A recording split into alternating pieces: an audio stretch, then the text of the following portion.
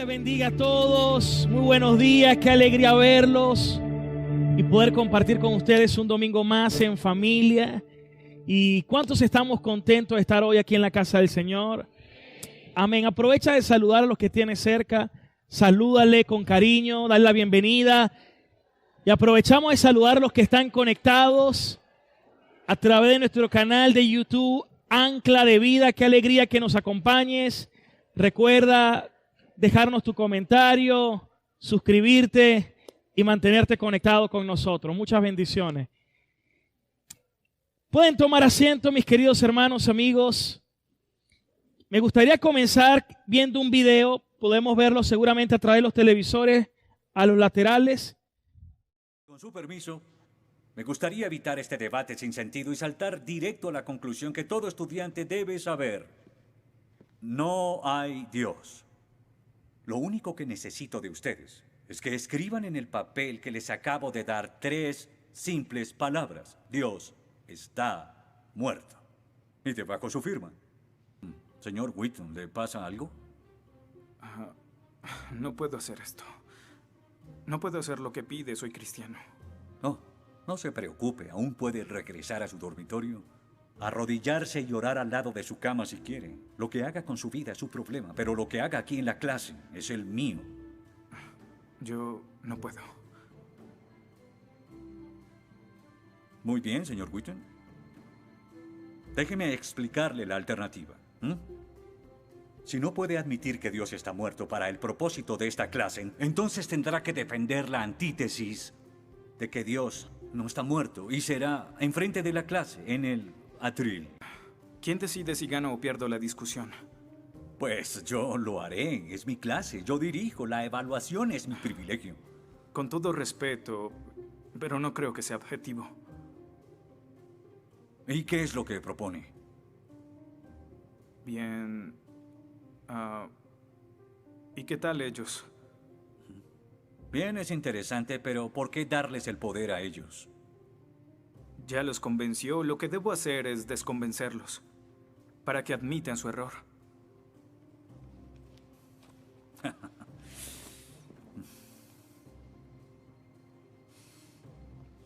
Bien. ¿Crees que eres más listo que yo, Whitton? ¿Crees que hay algún argumento para el que no tenga una respuesta? Nunca dije que fuera más listo. Es la primera cosa inteligente que has dicho. Ahora, escúchame muy bien. En ese salón, sí, hay un Dios y soy yo. Soy un Dios celoso, así que no intentes humillarme en frente de mis estudiantes. Y no olvides esto. Si realmente sientes la necesidad de continuar con esta farsa, haré mi misión especial, destruir la esperanza de una carrera en leyes. Que tengas un buen día. ¿Qué fue lo que le sucedió?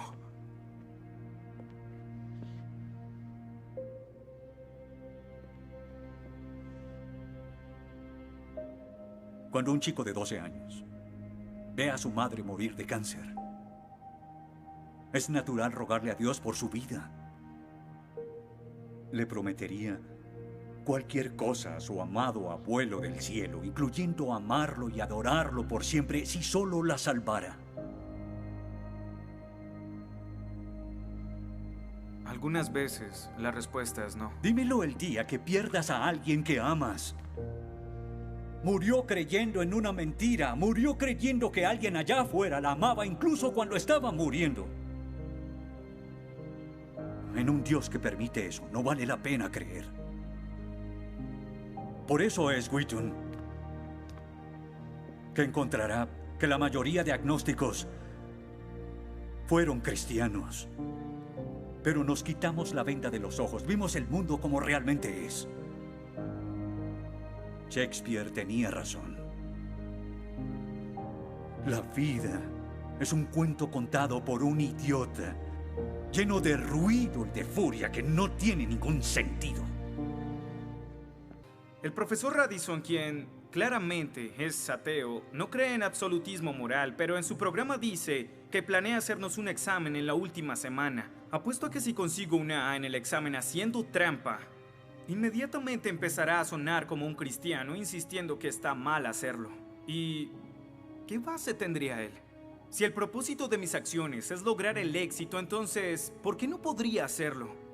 Para los cristianos, el punto de la moralidad, lo que constituye lo bueno y lo malo, es una línea directa que nos conduce hacia Dios. Oh, estás diciendo que necesitamos a Dios para ser morales, que una moral atea no es posible. No, pero sin Dios no hay una razón para ser moral, no habría un estándar para el comportamiento moral. Para los cristianos, mentir, robar, hacer trampa en un examen para lograr una calificación que no merezco está prohibido. Pero si Dios no existiera, según Dostoyevsky, este es el punto. Ahora, si Dios no existe, entonces todo es permitido. La diferencia entre su posición y la mía es que usted les quitó su elección. Les exigió que eligieran la casilla marcada con no creo. Sí, porque quiero liberarlos. Porque la religión es como un virus mental que los padres han heredado a sus hijos. Y el cristianismo es el peor de todos. Lentamente se mete en tu vida cuando estás débil, enfermo o indefenso. ¿La religión es una enfermedad? Sí. Sí, infecta todo. Es la enemiga de la razón. ¿Razón? Profesor, usted dejó la razón hace mucho tiempo. Lo que nos está enseñando aquí no es filosofía, ni siquiera es ateísmo. Lo que nos está enseñando aquí es antiteísmo, no es suficiente. Necesita que todos no creamos como usted. ¿Por qué no admites la verdad?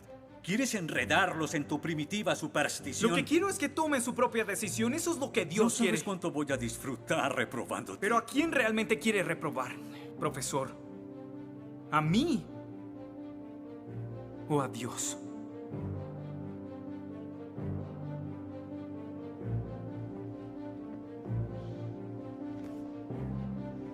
¿Odia a Dios? Ni siquiera es una pregunta. Ok. ¿Por qué odia a Dios? Esto es ridículo. ¿Por qué odia a Dios? Responda la pregunta. ¿Ha visto la ciencia y los argumentos? La ciencia avala su existencia, conoce la verdad. ¿Por qué lo odia? ¿Por qué? Esta es una pregunta simple, profesor. ¿Por qué odia a Dios? Porque Él me quitó todo lo que era importante para mí. Sí, yo odio a Dios. Todo lo que siento por Él es odio. ¿Cómo puede odiar a Dios si no existe?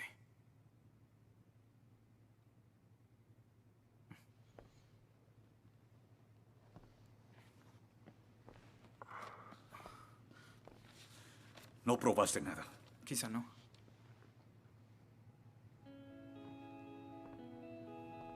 Ellos deben elegir.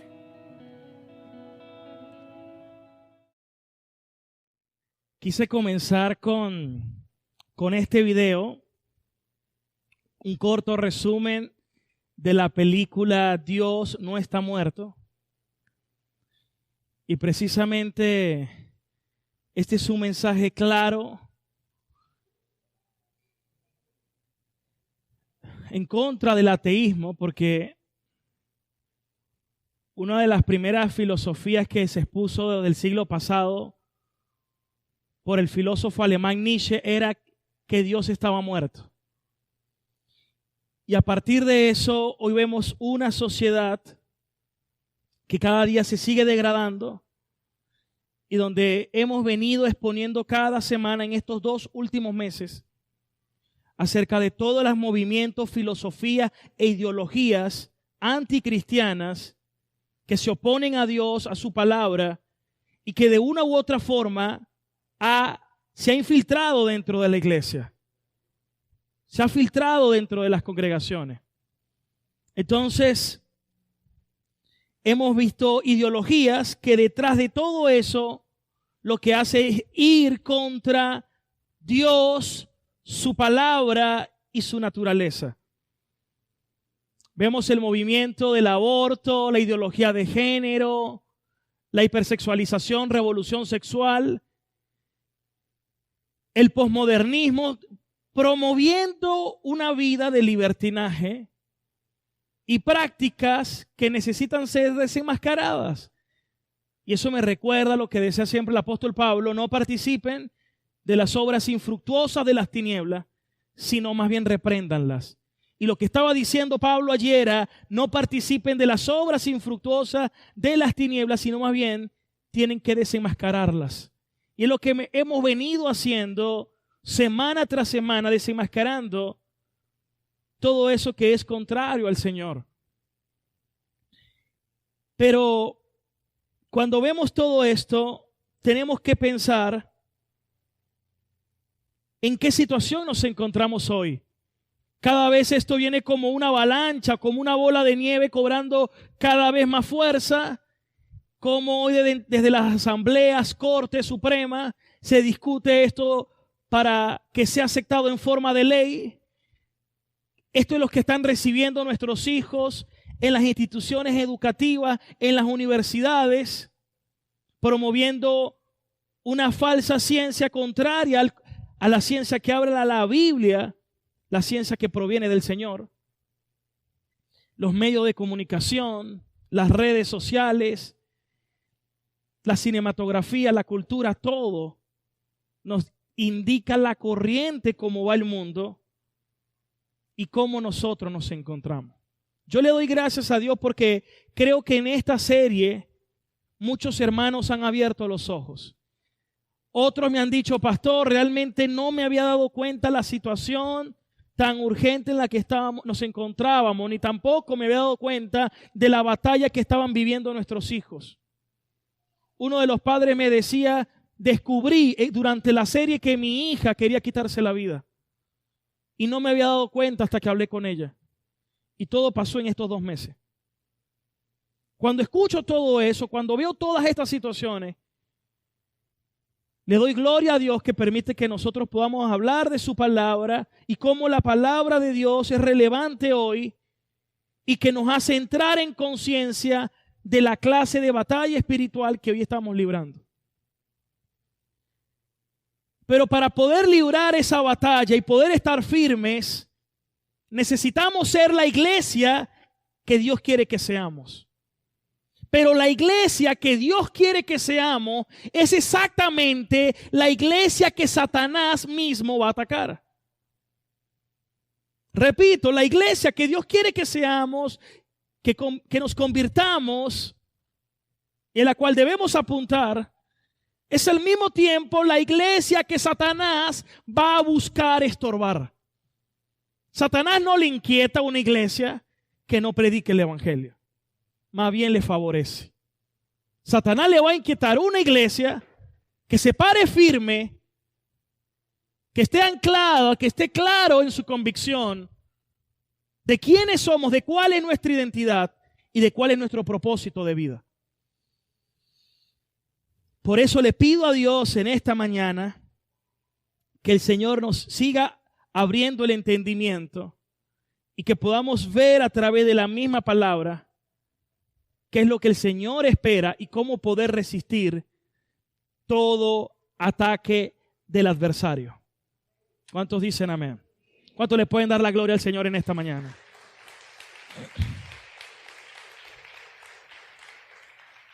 La semana pasada estuve compartiendo, ya llevo varias semanas compartiendo acerca de Primera de Tesalonicense. Ha sido la carta en la cual he venido exponiendo distintos aspectos de lo que es la iglesia que Dios quiere que seamos. Y hoy quiero que hablemos de Primera de Tesalonicenses capítulo 2 y quiero leerle desde el versículo 13 al versículo 20. Primera de Tesalonicenses capítulo 2 versículo del 13 al 20. Vamos a leerlo allí en la pantalla. Dice así la escritura. Por lo cual también nosotros sin cesar damos gracias a Dios de que cuando ustedes recibieron la palabra de Dios que oyeron de nosotros, la recibieron no como palabra de hombres, sino según es en verdad la palabra de Dios, la cual actúa en ustedes los creyentes. Porque ustedes, hermanos, vinieron a ser imitadores de las iglesias de Dios en Cristo Jesús, que están en Judea, pues han padecido de su propia nación las mismas cosas que ellos padecieron de los judíos, los cuales mataron al Señor Jesús y a sus profetas, y a nosotros nos expulsaron, y no agradan a Dios y se oponen a todos los hombres, impidiéndonos hablar a los gentiles para que éstos se salven. Así colman ellos siempre la medida de sus pecados, pues vino sobre ellos la ira hasta el extremo. Pero nosotros, hermanos, separados de ustedes por un poco de tiempo, de vista, pero no de corazón, tanto más procuramos con mucho deseo verles cara a cara. Por lo cual quisimos ir a ustedes, yo Pablo, ciertamente, una y otra vez, pero Satanás nos estorbó. Y luego termina diciendo el versículo 19 y versículo 20, versículo 19, porque cuál es nuestra esperanza o gozo o corona de que me gloríe, ¿no lo son ustedes delante de nuestro Señor Jesucristo en su venida? Ustedes son nuestra gloria y gozo. Necesitamos comprender qué está diciendo la palabra. Necesitamos saber qué es lo que Dios está diciendo aquí a través de la Escritura. Y según este texto que acabamos de leer, todo esto resultó en una iglesia que la Biblia la llama la iglesia de Tesalónica. Tesalónica era una aldea o una pequeña ciudad que se encontraba dentro de Grecia, es decir, una ciudad griega. Para yo poder entender qué era lo que estaba pasando, necesito leer Hechos 17, porque habla precisamente Hechos 17 cuando Pablo estuvo en la iglesia de Tesalónica, o en la ciudad de Tesalónica, mejor dicho. Pasando por Anfípolis y Apolonia, llegaron a Tesalónica, donde había una sinagoga de los judíos. Y Pablo, como acostumbraba, fue a ellos y por 3 días de reposo discutió con ellos, declarando y exponiendo por medio de las Escrituras que era necesario que el Cristo padeciera, resucitare de los muertos, y que Jesús, a quien yo les anuncio, decía, Él es el Cristo. Y algunos de ellos creyeron y se juntaron con Pablo y con Silas, quienes eran los que estaban predicando. Y de los griegos piadosos, gran número, y mujeres nobles, no pocas. Entonces los judíos que no creían, teniendo celos, tomaron consigo algunos ociosos, quienes eran hombres malos, y juntando una turba, alborotaron la ciudad y asaltando la casa de Jasón, quienes creían que eran los que estaban hospedando a Pablo y a Silas, procuraban sacarlos al pueblo.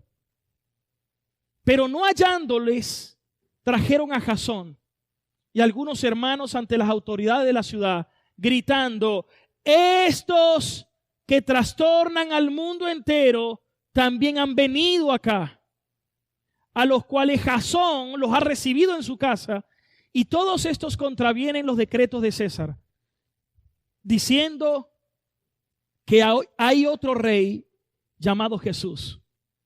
Y alborotaron al pueblo y a las autoridades de la ciudad, oyendo estas cosas.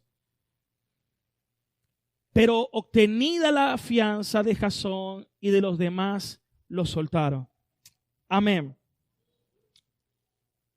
Hermanos, quiero que presten atención. Pablo había ido con Silas. Esta posiblemente es una de las cartas más antiguas de todo el Nuevo Testamento. Y cuando Pablo predica en aquella ciudad por 3 días de reposo, muchos se convirtieron. Pero apenas se convirtieron y comenzó la iglesia, comenzó un alboroto en aquella ciudad. Y luego de ese alboroto comenzó una persecución. A tal punto que Pablo y Silas, por amor a Jasón y a todos ellos, tuvieron que salir. Y luego aquellos comenzaron a sufrir la persecución y Pablo le quedó la carga. ¿Qué habría pasado con aquella iglesia? ¿Será que aquella iglesia se mantuvo? ¿Será que aquella iglesia se sostuvo en el tiempo? Y luego tuvo que mandar a Timoteo para que Timoteo le mandara el reporte de cómo había sucedido, qué había pasado y si la iglesia se había sostenido o no. Pero para la gloria de Dios el reporte fue positivo y la iglesia se había sostenido. Aquellos hermanos habían creído verdaderamente. ¿Sabes? Hoy como cultura estamos en medio de una terrible batalla. Hoy como sociedad estamos batallando día y noche. Y creemos al Señor. Y a veces las personas creen incorrectamente lo que algunos le predicaron. ¿Qué le predicaron? Hey, busca a Jesús. Busca a Jesús, aunque sabemos que Él es el que nos busca a nosotros. Busca a Jesús y ya no vas a tener problemas. Ya no vas a tener dificultades. Ya no vas a tener luchas. Bueno, amigos, hermanos, quiero decirles hoy de parte del Señor que he venido a desilusionarlos. Y usted dice, pastor, ¿pero por qué es una desilusión? Porque lo que tenía era solo una ilusión. Porque realmente cuando usted se convierte a Cristo, incluso muchas situaciones van a volverse más difíciles. Y te vas a encontrar en mayores luchas muchas veces, en otras mayores complejidades. Muchos se van a levantar en contra de ti, se van a levantar en contra de tu casa, se van a levantar en contra de tu fe y te van a atacar. Y todo obedece a que estamos en una batalla espiritual donde hay un diablo, por supuesto, organizado estratégicamente con sus demonios y van a atacarnos. Estamos en una batalla espiritual. Eso es algo que nosotros jamás podemos obviar. Y usted se va a encontrar en una lucha en este tiempo, porque si usted quiere tener un hogar que agrade a Dios, vas a tener oposición. Vas a tener oposición en el colegio. Vas a tener oposición en tu comunidad. Vas a tener oposición aún de tu propia familia que te van a decir, pero hey, yo creo que la manera como estás criando a tus hijos es como que muy radical. O no seas tan religioso. Y cuántas cosas más. Porque precisamente estamos en una batalla. Y cuando vemos esta iglesia es una iglesia que nació, creció y se desarrolló como siempre en medio de la persecución. Hoy estoy aprovechando de predicar esto y que Dios me siga fortaleciendo y ayudándome cada día, pero estoy seguro que cada vez esto va a tender más a recrudecerse. Esto va a tender cada vez más a ponerse cada vez más complejo. Y se va a levantar una persecución y un ataque precisamente contra la iglesia. Hoy en día estamos en una generación donde si una persona la atacan por su fe, dicen es que es libertad de expresión, nos estamos expresando.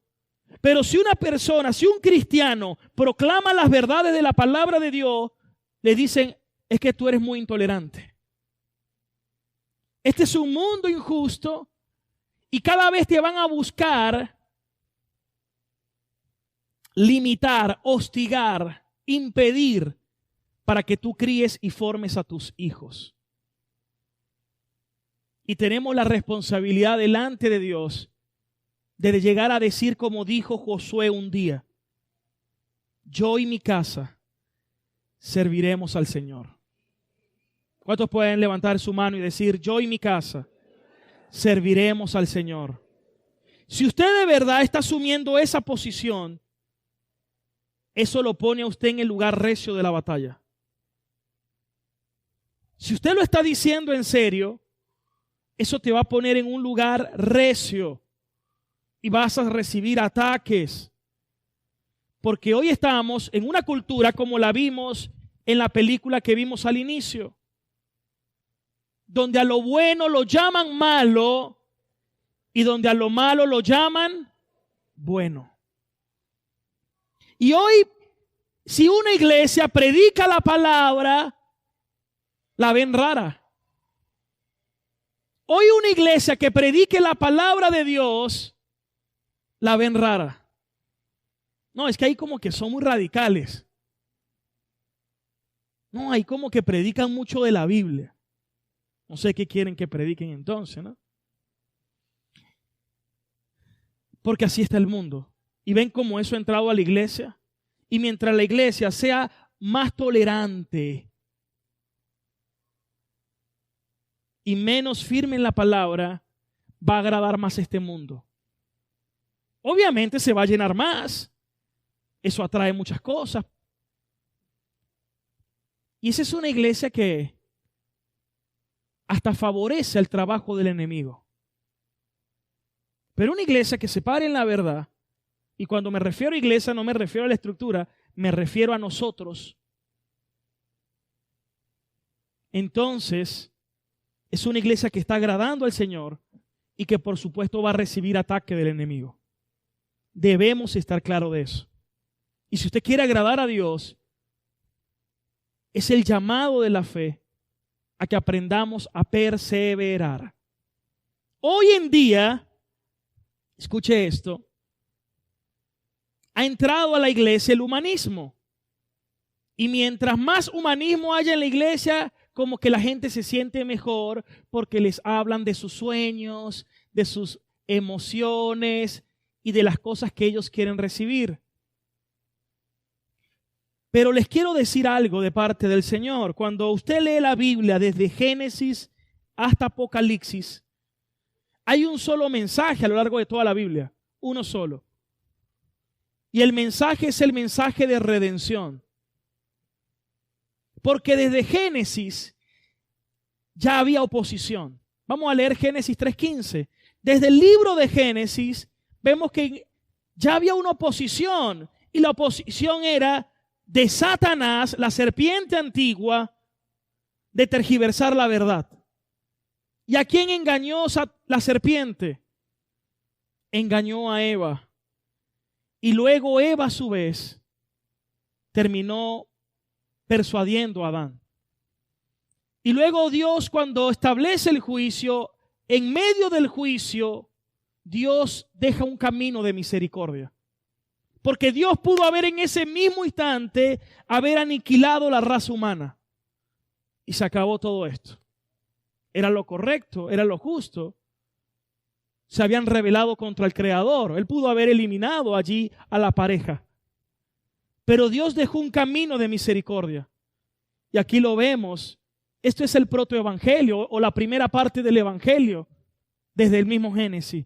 Porque Dios dio una promesa. La primera promesa de la Biblia es esta. Y pondré enemistad entre ti, la serpiente, y la mujer.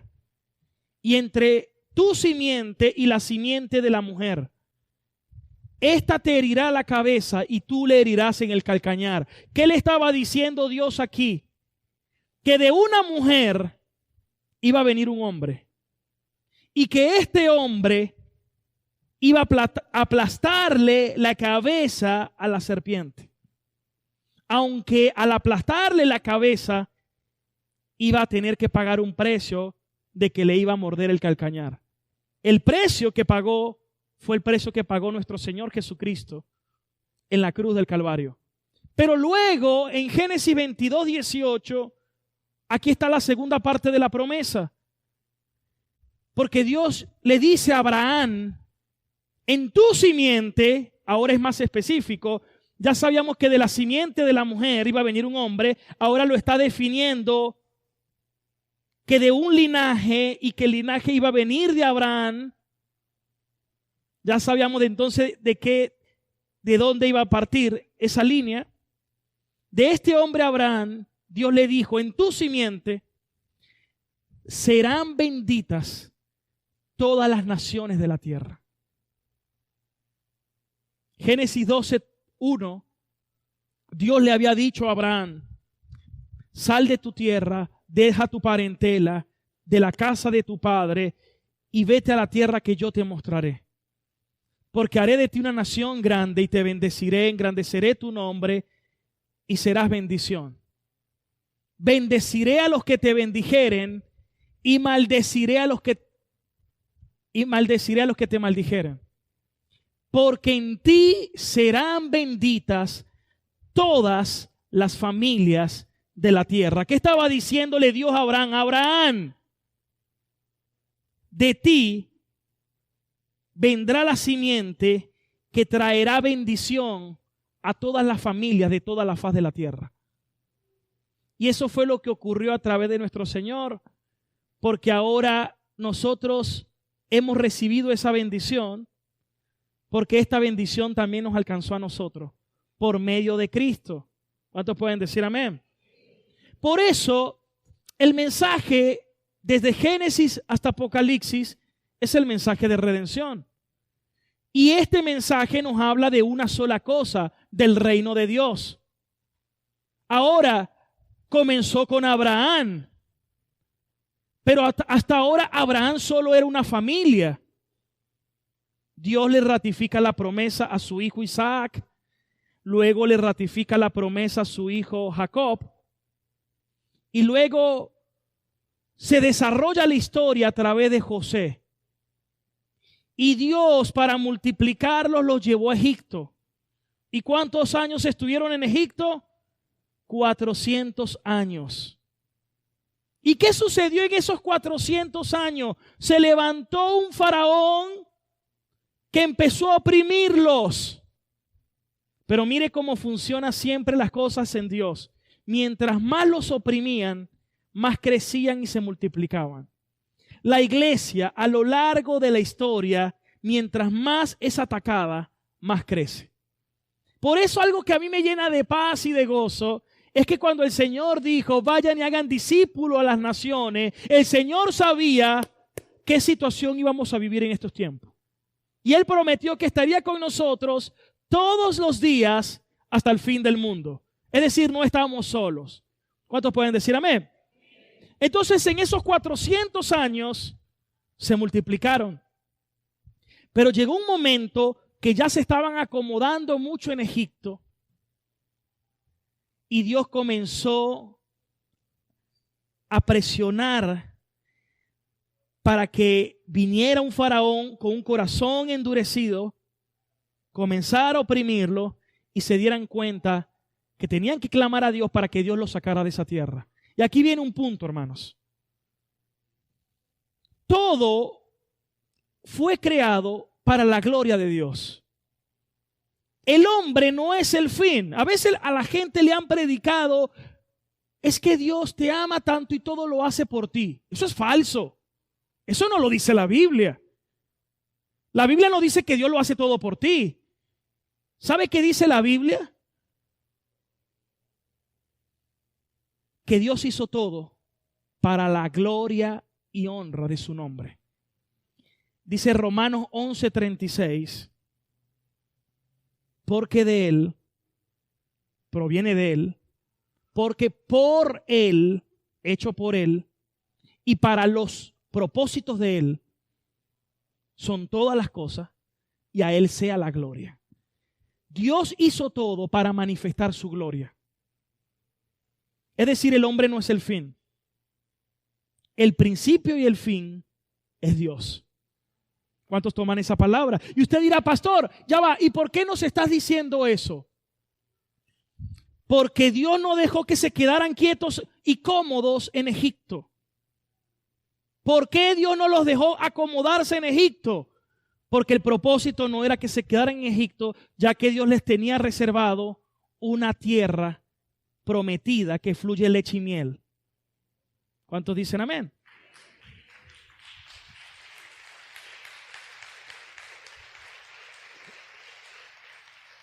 Lo mismo sucede con nosotros hoy. Aquí entre nosotros, Dios no te va a dejar cómodo. Dios no te va a dejar la situación cómoda. Porque si te acomodas demasiado en este mundo, ya no vas a querer ninguna tierra prometida. Y te vas a quedar acomodado a este mundo y decir, esta es mi tierra, cuando realmente esta no es tu tierra. La tierra es la que Dios nos tiene reservada y preparada para cada uno de nosotros. Mira a la persona que tienes ahí cerca y dile, no te acomodes demasiado, porque este no es tu casa. ¿Cuántas veces Dios nos lo recuerda? Cuando vivo situaciones difíciles, recuerdo, es que esta no es mi casa. Cuando a veces veo que mi cuerpo se enferma, recuerdo, es que esta no es mi casa. Cuando veo sufrimiento y aflicciones en este mundo, digo, es que esta no es mi casa. Estoy en Egipto, estoy en el desierto, pero todavía no he llegado a la tierra prometida. El mensaje es el reino de Dios. Abraham era una persona, pero luego ya Dios lo hizo un pueblo, porque cuando salen de Egipto, ya no era una familia grande, ya ahora eran 2 millones de judíos. Entonces, ¿a qué Dios los llevó a Egipto? Para preservarlo y para multiplicarlos. Por eso cuando José se consiguió con sus hermanos, le dijo, hermanos, tranquilo, ustedes planearon todo el mal contra mí, pero Dios todo esto lo hizo para preservarnos. ¿Por qué? Porque había un propósito de preservación en Egipto para cumplir la promesa que le había hecho a su antepasado Abraham. ¿Cuántos agarran la palabra? ¿Para cuántos es esta palabra? Entonces estaba ya un pueblo, pero luego Dios le da a Moisés las tablas de la ley y ya ahora también tienen una ley. Ahora son un pueblo con una ley. Pero ahora le faltaba el territorio. Y Dios ahora usa a Josué para conquistar todo ese territorio. Ahora tenían un pueblo, eran un pueblo con una ley, con un territorio. Y luego llegó la época de los jueces, donde cada quien hacía como quería, haciendo el preámbulo para que viniera la época de los reyes. Se levantó Saúl, pero luego Dios mismo desechó a Saúl. Y le hace una promesa a David. Y le dice a David, es más, dice primero Samuel, refiriéndose a David, hablando de Dios, dijo, me he suscitado un sacerdocio fiel, que haga conforme a mi corazón y mi alma. Y yo le estableceré una casa firme que permanecerá para siempre. ¿Qué estaba diciendo Dios allí? Voy a levantar un rey y de su linaje, de ese linaje de David, vendrá la simiente, cuyo rey no tendrá fin, cuyo reino perdurará por toda la eternidad. Por eso a Jesús le llamaban Hijo de David. Entonces ya vemos un pueblo, una ley, un territorio y un rey. Ahora nosotros, Dios está levantando un pueblo de entre todas las naciones. ¿Cuántos son pueblo de Dios? Tenemos una palabra, tenemos su ley que atesoramos y vivimos conforme a ella. Pero también esperamos un territorio. ¿Cómo comienza Génesis? En el principio el cielo y la tierra. ¿Y cómo termina en Apocalipsis? Un nuevo cielo y una nueva tierra. ¿Y qué fue lo que Pablo alabó de la iglesia de Tesalónica? Pablo les dice, Ustedes han sido una iglesia de fe porque han creído verdaderamente y porque aguardan la esperanza en el Señor. Y por eso en Primera de Tesalonicenses, capítulo 4 y capítulo 5, habla de la segunda venida de Cristo. Qué importante es que usted viva todos los días sabiendo que Cristo regresa y que tenemos que estar preparados para cuando el Señor regrese y vivir una vida para que lo agrade a Él, no para agradar al mundo, para agradar a Dios. Si agrado al mundo, deshonraré a mi Dios, pero si agrado a Dios, gloria a Dios, he hecho lo más importante aquí en la tierra. Y eso va a determinar entonces cómo yo debo vivir. Entonces, déjame recordarte que los sufrimientos y los padecimientos es la forma que la Biblia enseña para glorificar a Dios. Entonces, escuchen esto. Si el ser humano fue hecho para glorificar a Dios, entonces ¿cuál es la enseñanza de toda la Escritura? ¿Sabe qué enseña toda la Escritura? Enseña que los propósitos de Dios son eternos y que nadie se puede oponer a su propósito. Pregúntaselo a Jonás. ¿Sabes qué enseña? Job lo entendió. En un día perdió su familia, perdió todos sus bienes. En un día perder a toda la familia. En un día perder todos los bienes.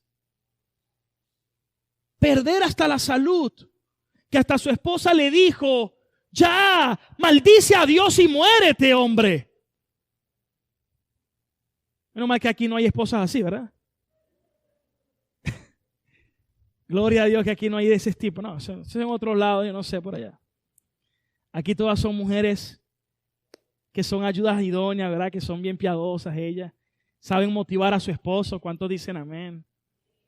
¿Cuántos esposos motivados hay aquí? Gloria a Dios.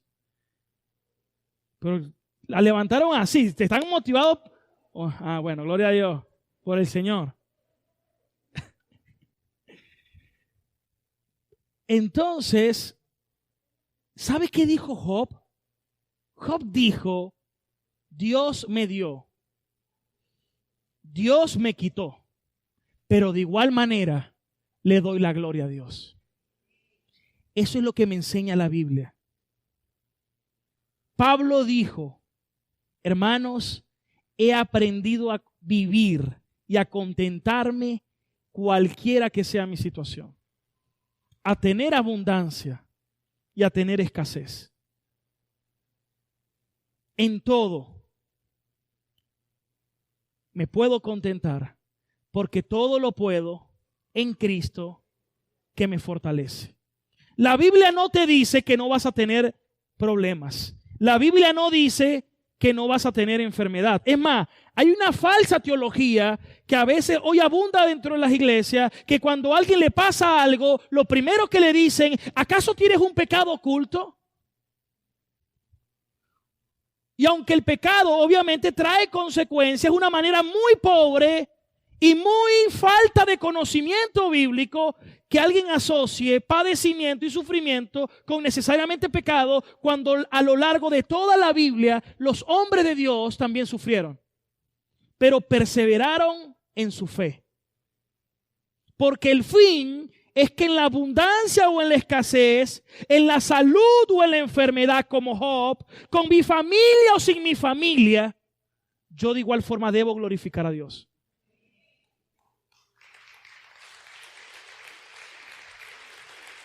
Gloria a Dios.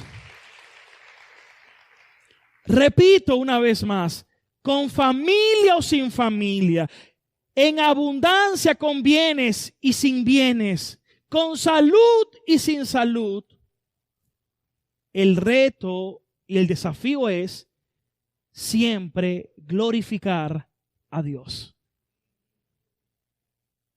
Siempre glorificar a Dios. Esto tenemos que comprenderlo, esto tenemos que enseñarlo. ¿Y qué dice además la Escritura? Dice, tengan gozo cuando pasen por esas pruebas. ¿Por qué? Porque esa prueba sirve para probar qué clase de fe tienen ustedes. Si la fe de ustedes es como los metales preciosos, o si la fe de ustedes es como la madera, heno u hojarasca, como la paja. Si tu fe es un metal precioso o es como un metal precioso, ahí viene la analogía, cuando pases por la prueba te vas a refinar,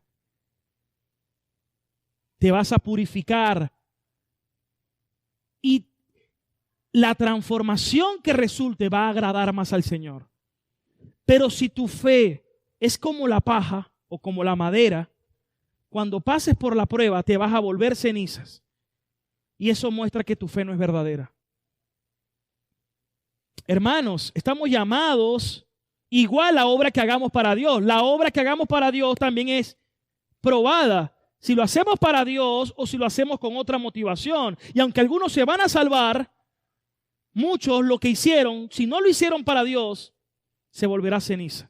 Por eso una de las metas que tengo es que cada vez que le sirvo a Dios, que hago algo para Dios, Señor, quiero hacerlo, es para agradarte a ti. Así la gente no me diga nada. ¿Por qué? Porque yo quiero la recompensa que proviene de ti. Porque tengo mi mirada puesta ¿dónde? En el galardón. ¿Cuántos agarran esa palabra? Entonces, Dios no te va a permitir que estés demasiado cómodo. Porque cuando algunos están demasiado cómodos, se duermen. Cuando algunos están demasiado cómodos, se los lleva esta generación. Por eso, gloria a Dios, cuando pasamos por dificultades, por pruebas y nuestra fe es probada, Dios no te va a librar de eso. Jesús le dijo a Pedro, Pedro, te tengo una noticia. Satanás ha pedido para zarandearte y yo he rogado por ti para que tu fe no falte. Pero una vez vuelto, fortalece a tus hermanos. ¿Qué le estaba diciendo? Pedro, Satanás, vas a ser sometido a prueba. Satanás te va a tentar. Y yo estoy orando por ti. Ese es el ministerio de intercesión del Señor. Estoy orando por ti para que tu fe no te falte. Y cuando seas reconciliado, porque vas a volver, vas a fortalecer a tus hermanos. El Señor no libró a Pedro de la prueba. Permitió que pasara por la prueba. Porque la fe de Pedro necesitaba ser transformada. Dios está tratando contigo, Dios está tratando conmigo. Dios está tratando con cada uno de nosotros y nos está transformando para que seamos verdaderamente vidas que agraden y glorifiquen a Dios. Y tenemos el deber de cuidar esto en nuestro hogar y en nuestra familia. Porque hay que decirle a la familia, les tengo que decir algo. Nosotros no somos de este país. Estamos aquí, pero no somos de aquí. ¿Cuántas personas llegan de los que estuvieron en el exterior? Pastor, nos vinimos, no porque aquí esté mejor necesariamente, porque no lo está, creemos, pero no como estar en nuestro país. Porque siempre nos sentimos extranjeros afuera. Es que afuera éramos extranjeros. Ahora, aquí en esta tierra somos extranjeros. Porque esta no es nuestra casa. Esta no es nuestra tierra. Nuestra tierra nos está esperando. Somos ciudadanos del reino. Somos embajadores de Cristo aquí en la tierra. Y a donde vayamos tenemos que representar la patria, el reino del cual somos. Y tenemos el deber de reflejar a Cristo, que es nuestro Rey. Es el Rey de Reyes y el Señor de Señores.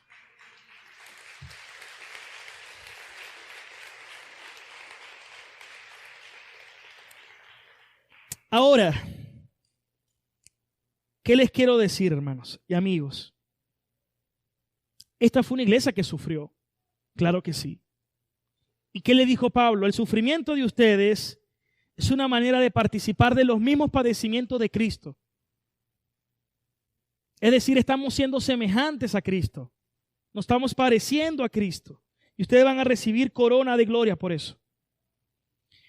Pero luego le dice en el versículo 18, Primera de Tesalonicenses 2:18, Pablo dice: ¿cuánto quiero verlos? ¿Cuánto quiero verlos? Me tuve que separar de ustedes por la situación que se vivió, pero ¿cuánto quiero verlos? Y hemos querido ir a ustedes. Yo, Pablo, ciertamente una y otra vez he querido ir a verlos, pero Satanás nos estorbó. Hermanos, ¿qué iglesia Satanás no quiere que tú vayas? No una iglesia donde le sigan el juego, sino una iglesia que se pare firme en la verdad. Una iglesia que predique el evangelio. Una iglesia que está firme en la palabra, que está anclada en el Señor, que no creyó en vano, sino que se mantuvieron en la fe. Un cristiano verdadero se reconoce cuando pasa por prueba, pero persevera. ¿Y por qué persevera? Porque Dios lo preservó. Gloria a Dios. Que hoy usted está aquí porque Dios te ha preservado y usted ha hallado misericordia delante del Señor. Y es el mandato del Señor que usted siga perseverando, firme mirándolo a Dios y aprendiendo a contentarse en todo tiempo. Pastor, hoy estoy sufriendo en mi familia. Glorifique a Dios y gloria a Dios por eso, porque eso te tiene que llevar a orar más. Eso te tiene que llevar a santificarte más. Hoy estoy padeciendo en lo otro. Gloria a Dios por eso. Y eso te tiene que llevar cada vez más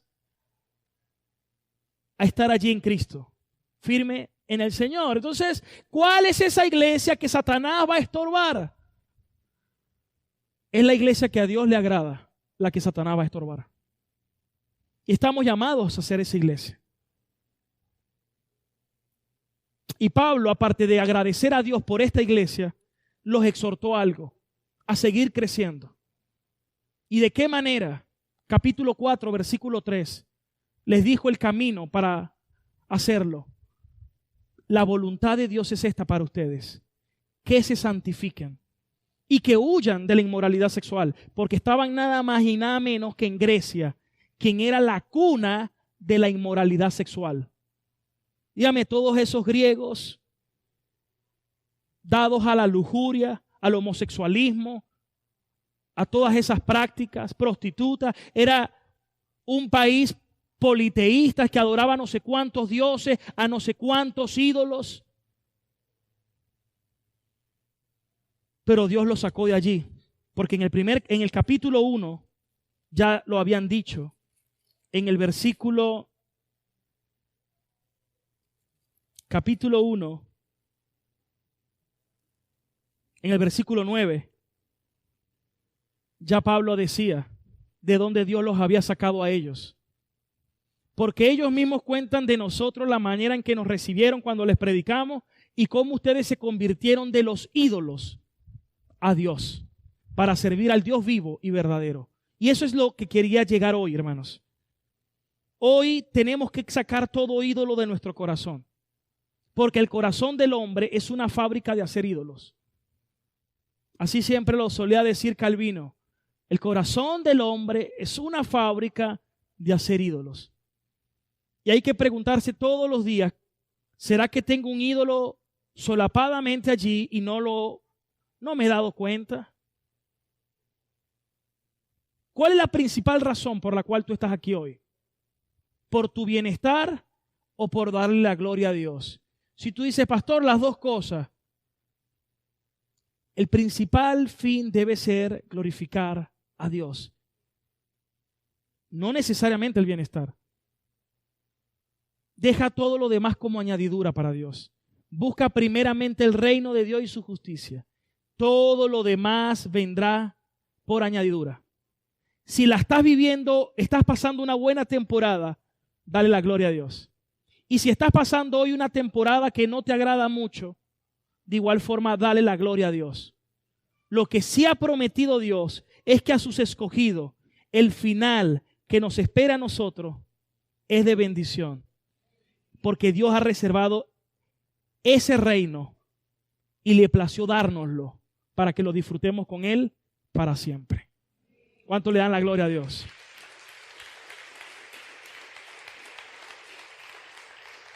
Quiero invitarle a que se coloque de pie y quiero que pensemos en algo.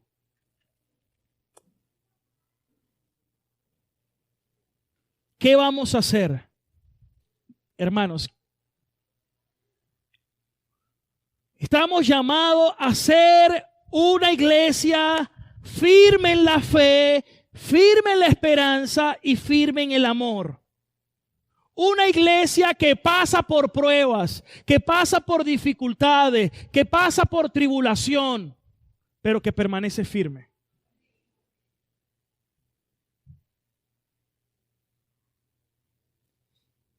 Esa es la iglesia que nosotros debemos ser. Dale la gloria a Dios. Cualquiera que sea la temporada que estés viviendo, dale la gloria a Dios.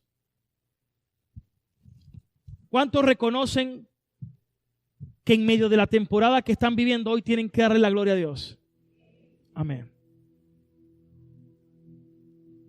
Y si hay algo que te ha movido, entonces órale a Dios y dile: Señor, destruye todo ídolo de mi corazón. Es que Dios va a destruir los ídolos. Él no va a compartir su gloria. Dice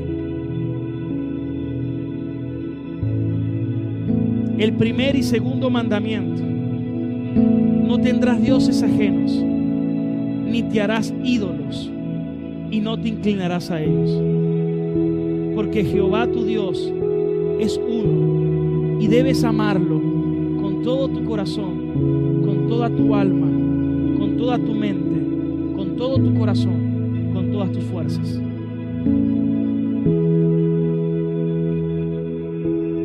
Cualquier cosa está atacando el primer y segundo mandamiento. Cualquier pecado está atacando el primer y segundo mandamiento. La pornografía está atacando el primer y segundo mandamiento. La masturbación está atacando el primer y segundo mandamiento. El alcohol, el vicio, cuando caes y tiendes a eso, a embriagarte, estás atacando el primer y segundo mandamiento. El materialismo, estás atacando el primer y segundo mandamiento. Porque todo eso, el ídolo se llama tu propia satisfacción. Y quieres poner tu satisfacción antes que darle la gloria a Dios. ¿Cuántos están agarrando la palabra hoy? Entonces, estamos llamados a levantar familias que en su casa vivan conforme al reino de Dios. Casas cuyo territorio es el reino de Dios. Y para hacer eso hay que tener una posición firme. El hombre tiene que levantarse a ser cabeza de hogar y de familia. Entender que no es solo proveer económicamente. Eso es parte, es muy importante. Muy importante. Pero la provisión no solamente allí, también tiene que dirigir su casa en el temor de Dios. Porque si alguien viene a la iglesia y dice: Señor, provéeme económicamente porque quiero darle lo mejor a mi familia, eso se oye bien. Pero en lo profundo de su corazón, si quieres darle lo mejor a tu familia, también le vas a enseñar la palabra de Dios. Y si no lo estás haciendo, entonces lo que estás es buscando una excusa para simplemente darle lo material, porque no te interesa ni siquiera glorificar su nombre. Porque si te interesara la gloria de Dios, les enseñarías el temor de Dios en la casa. ¿Cuánto está captando el mensaje hoy? Es que todo lo que yo hago es para la gloria. Mi vida, mi trabajo, mi casa, mi familia, mi matrimonio, mis hijos, mi cuerpo, todo tiene que servir para glorificar a Dios. Mi conocimiento, mi intelecto, mis dones, mis talentos, yo solo soy un mayordomo. Tenemos que ser la iglesia de fe, amor y esperanza. Va a haber dificultad, va a haber tribulación, va a haber, sí, pero Dios nos va a guardar. Y ojo, no significa que en algún momento no mueran cristianos. Claro que sí, en Tesalonicenses murieron muchos. Y por eso Pablo les habló del regreso del Señor. Les dijo, no lloren por aquellos que murieron, seguramente como mártires, como aquellos que no tienen esperanza, porque en la resurrección nos vamos a reencontrar todos. Porque ni la vida ni la muerte, ni lo alto ni lo profundo, ni lo presente ni el porvenir, ni los ángeles ni los demonios, ninguna cosa creada nos podrá separar del amor de Dios en Cristo Jesús. Gloria a Dios.